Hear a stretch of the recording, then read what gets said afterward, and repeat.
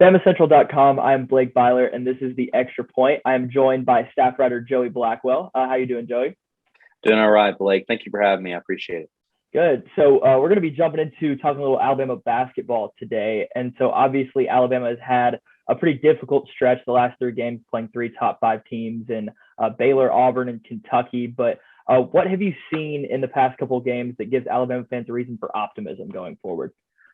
Well, first things first, I think it starts with their defense, at least have their performance against both Baylor and Kentucky. They did play with effort on defense. Coach Oates said it himself on Monday that he really liked he thought the defense performed well. It's just that against Auburn, of course, Auburn that's kind of an outlier game. The Auburn able to score 100 points in Auburn Arena against the Crimson Tide. But against Kentucky, even though Alabama lost 66-55, the reason they lost wasn't because of their defense. Alabama had a ton of open looks on offense, but the shots just simply weren't falling for the Crimson Tide. But as far as optimism is concerned, even though they've lost two games in a row now, their defense really is coming around. So if they can just find a way to get their offense to play to the level of their defense is and shots start to fall, I think this team could really have a solid stretch here near the end of the regular season. Yeah, absolutely. It's always been about consistency and specifically inconsistency when it comes to this team and how they've played against whether it be top tier opponents that they're playing up to or playing down to other teams.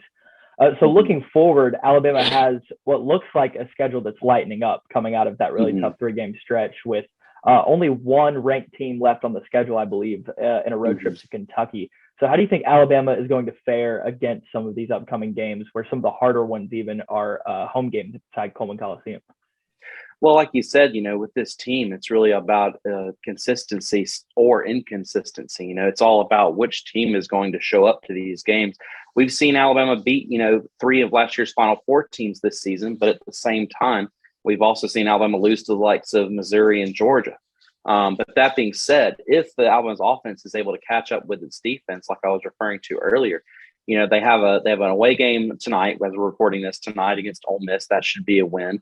They're hosting Arkansas, that's coming off of a big overtime win against Auburn. But then, they lost to Mississippi State earlier this year, and that game will be inside Coleman Coliseum. So I think Alabama can win that.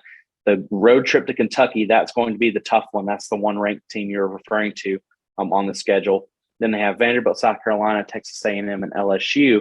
Texas A&M is kind of a sleeper team. They're actually a lot better than people think, even though they've had a rough SEC slate. And LSU is obviously tough as always. So, but the remaining schedule really does provide a lot of opportunities for Alabama to prove its seeding. As of right now, they're still projected to be, I think, a 6th seed in the NCAA tournament according to a lot of projections. And if they're able to win, the majority of these, games, no doubt that could probably improve heading into the SEC tournament.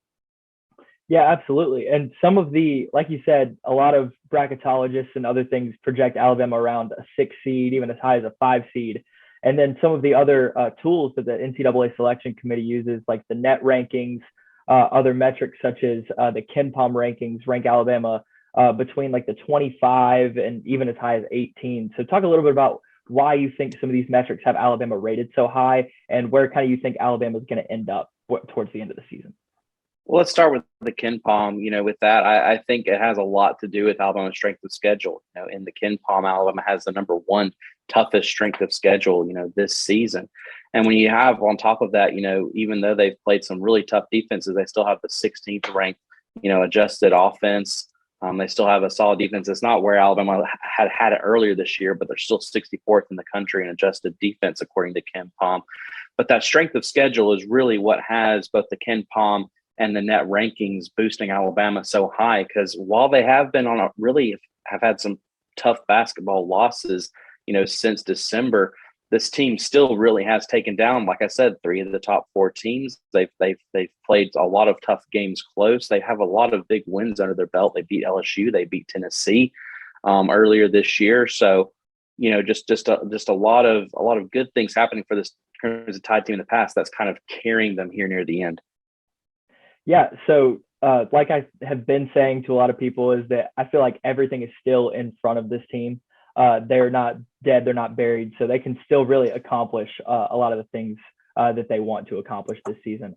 So I think that's going to do it for today. Once again, I'm Blake Byler, and this is the Extra Point. BamaCentral.com. I'm Blake Byler, and this is the Extra Point. I'm joined by staff writer Joey Blackwell. How you doing, Joey? Doing all right, Blake. Thank you for having me. I appreciate it. Good. So we're going to be jumping into